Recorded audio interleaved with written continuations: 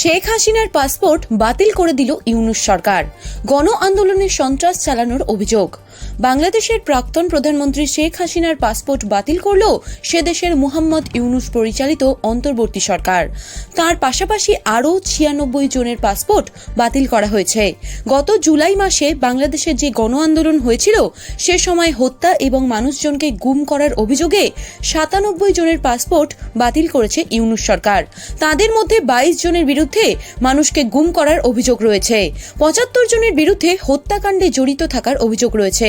মঙ্গলবার সরকারের প্রধান উপদেষ্টার প্রেস সচিব মোহাম্মদ আবুল কালাম আজাদ মজুমদার হাসিনা সহ 97 জনের পাসপোর্ট বাতিল করার কথা ঘোষণা করেছেন।